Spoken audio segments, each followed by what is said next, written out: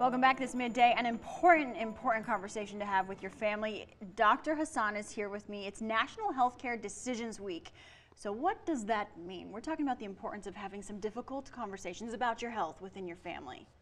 Yes, so being a stroke specialist and dealing with all types of traumatic brain injury, we have to deal with this and specifically discuss with families, once we know they're going to have a poor outcome, do you want to have a breathing tube? Do you want to have a feeding tube?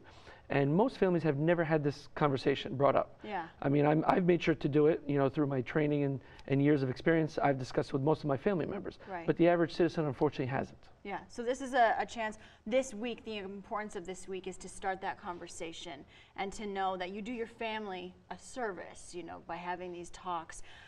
What does a family, you're making a lot of progress with strokes. Let's talk about the numbers. You're seeing strokes go down.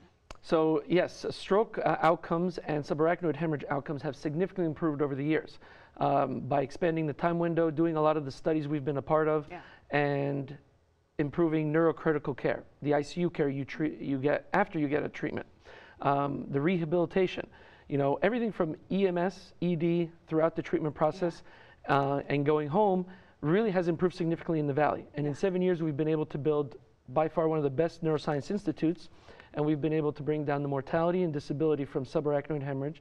Historically, it was 57% before we came, and now last year was 27%. You've cut it in half. So yes, and it's a huge team, and it's a massive effort. But by improving these outcomes, it's still, unfortunately, you still have some bad outcomes. And the issue is, one, patients don't come in time, so they're not getting the appropriate treatment. And number two is, when we have those discussions, some families really don't understand a true disability versus bedridden. And I think everybody's afraid of being on a ventilator and being stuck in a nursing home for the rest of their lives. And it usually depends on what side of the brain.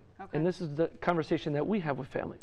Really take this week as a chance to have that conversation and know what plan you have if something happens to a family member. Thank you so much for being here today. It's great to have you. Empowering information for you at home.